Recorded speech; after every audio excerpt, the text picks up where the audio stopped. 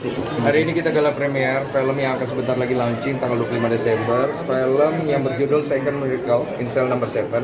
Jadi kita pernah tayang tuh tahun 2000, aku lupa ya, 2020 kalau nggak salah ya, 2020 2021, dan waktu itu memang kita sukses menjadi film terlaris tahun itu.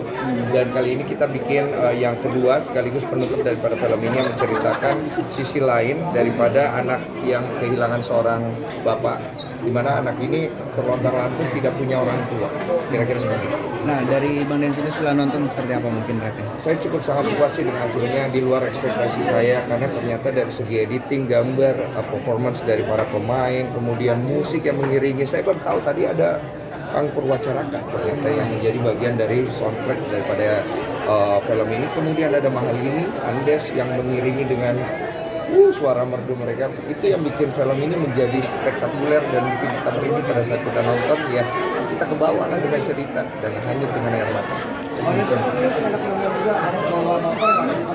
Nangis gitu, nangis ada tadi. Tadi momen 2 kali, walaupun gua sudah mindset gue bilang gue nggak mau nangis, gue nggak mau sedih, tapi akhirnya jatuh juga air mata tuh dua scene. Satu scene itu ketika gue ngeliat Dodo, Bapak Dodo, yang diceritakan ketika dia kehilangan ibunya, kehilangan istrinya, dan dia harus merawat seorang anak sendiri. Itu air mata gue jatuh. Dan pada saat Pak Hendro yang gue perankan berusaha nyelamatin Ika di rel kereta api, dan saat Ika marah ke dia nggak tahu apa yang harus dia katakan dan sikapi, di situ air mata gue jatuh lagi. Jadi mungkin gue ngerasa relate karena gue udah punya anak sekarang, untuk anak gue cewek.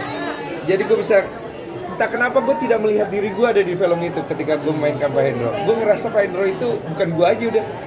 Jadi gue kayak ngelihat Pak Hendro tuh, kok nggak kayak gue ya? Tapi gue menikmati banget semuanya gitu. Ada ngaruhnya kan? Iya, pasti. Kalau semua punya anak pasti gitu. Dan film ini sebenarnya mengangkat isu bapak di Indonesia memang tinggi, di mana banyak wanita-wanita kehilangan sosok bapak, kan? Di mana pria itu udah hilang dari dirinya pada saat mereka dari kecil, ada yang pada saat mereka sudah pertengahan remaja. Jadi ini bagus banget sih film ini ketika akhirnya menjawab bahwa pentingnya seorang bapak di dalam kehidupan seorang anak, apalagi anak perempuan. Itu penting banget. Ingin melakukan pribadi untuk sendiri ingin menjadi bapak yang bagus, apa sih buat dia figur? Kalau nonton dari film ini ya, Second Miracle ini, gue sih bisa melihat gue pengen jadi kayak Dodo dan Pak Hendro. Kalau Dodo di sini adalah ayah kandungnya, Pak Hendro adalah ayah sambung.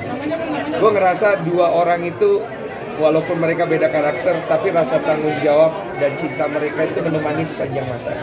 Jadi menjadi bapak itu nggak usah harus muluk-muluk sok-sok baik ke anak atau menjadikan anak hanya semacam komoditi buat terlihat bagus gitu di masyarakat. Tapi menjadi seorang bapak adalah dengan hati mau nemanin anak ini dalam suka dan duka, apapun resikonya, walaupun nyawa pasti ditempuh.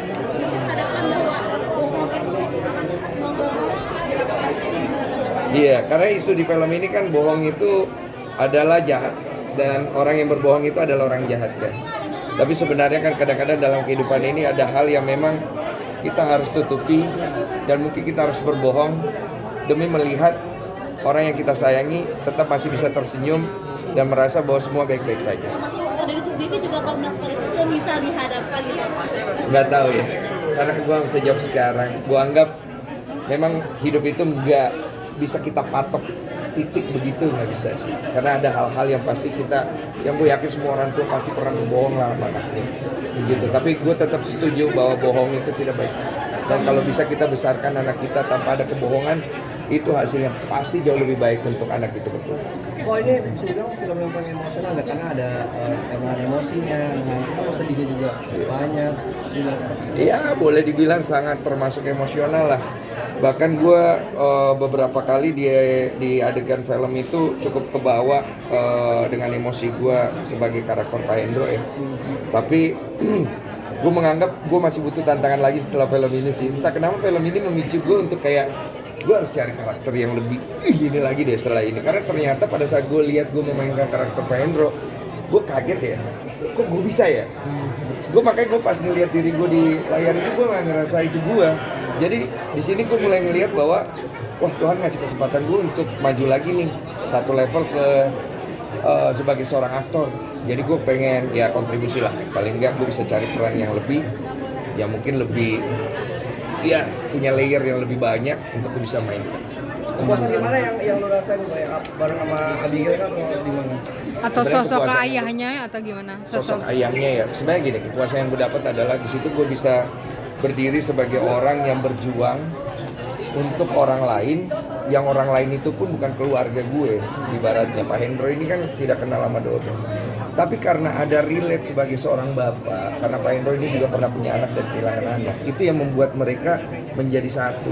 Pak Hendro bisa ngerasain kegetirannya si Dodo yang sudah tidak ada, makanya secara emosional dia kebawa, dan itulah emosi itu yang membuat dia pergi lebih jauh untuk membawa Ika itu bersama dengan dia. Jadi aku bilang laki-laki itu ternyata bisa loh sama-sama terikat emosinya ketika mereka bicara tentang seorang anak. Itu tuh aku setuju.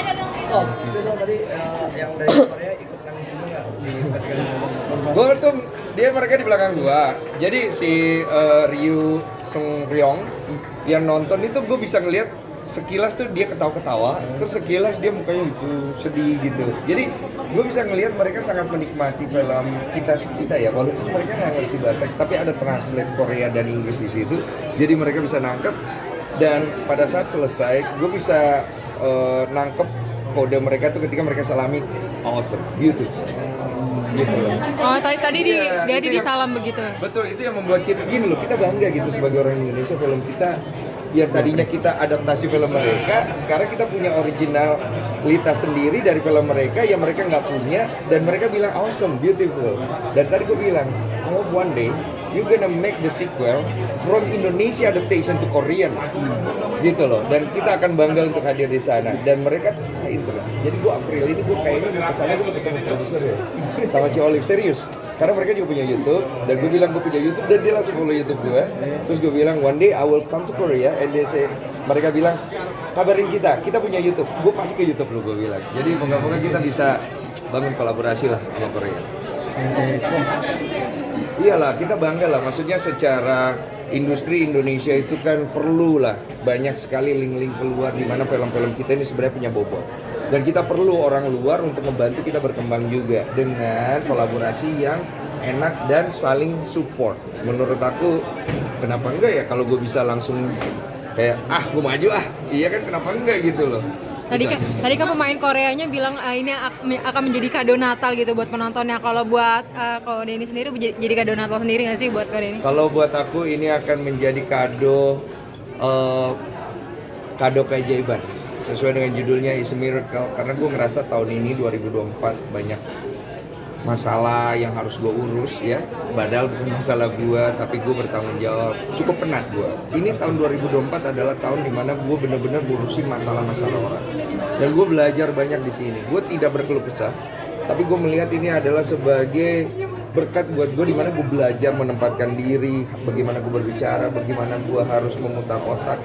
Dan gue menganggap cukup 2024 ini kita tutup dengan nonton film Second Miracle in Cell Number 7 sebagai second miracle untuk kita, untuk membuat semua kepenatan hilang dan mengembalikan kebahagiaan di dalam diri sendiri serta rasa sukacita. Ini ada kakak tanggung dia kok ya? Apa itu? Adanya dia sendiri sama dia, sebenarnya mungkin persiapannya lucu-lucuannya sama dia. Iya, gue juga ya, gini loh. Gue kan nonton Dodo di situ kayak anak kecil ya. Gue tuh gak pernah nyangka gue di rumah juga jadi kayak gitu sih. Jadi gue tuh kayak wah, anak gue seneng kalau gue begitu. Terus gue ngerasa kayak, kenapa gue jadi kayak begini ya? Sedangkan gue kan ada sosok yang lebih serius ya kalau di rumah. Tapi ya mau nggak mau sih, memang gue harus bilang ketika lu udah ketemu anak lu ya, hilang semua kedewasaan dan sosokan keren lu itu, jadi kayak anak-anak. Karena mereka seneng kalau kita gitu. Responsif juga. Responsif banget, dan pasti lu akan lakuin itu. Mau terserah lah mau sekonyol apa. Dan menurut aku, ketika kita ngelihat dari jauh seorang bapak dan anaknya bermain dengan seperti itu kan terharu, ngerti nggak sih? Apalagi wanita-wanita ngelihat itu ya bangkit panas rahimnya katanya hangat ya. Iya katanya saya pernah dengar begitu ya. Kalau melihat bapak main sama anak rahimnya hangat gitu ya. Tapi tanggapan Coli pada saat lihat kondisi seperti kayak gitu gimana, mungkin ikutan juga apa gimana? Kadang-kadang sih aku ngelihat istri aku suka ngerekam diam-diam, terus dia ada senyuman-senyuman bangga. Karena memang tujuan Olive tuh selalu dia pengen anaknya yang cewek deket sama bapaknya. Karena menurut dia peran seorang bapak terhadap anak wanita secara psikologis pertumbuhan itu pentingnya luar biasa. Dan Olive itu adalah seorang anak wanita yang deket banget sama bapaknya. Jadi gue setuju dengan hal itu bahwa seorang laki-laki, seorang bapak dia harus deket sama anaknya terutama yang perempuan. Rencana Natal saya Natal di Singapura.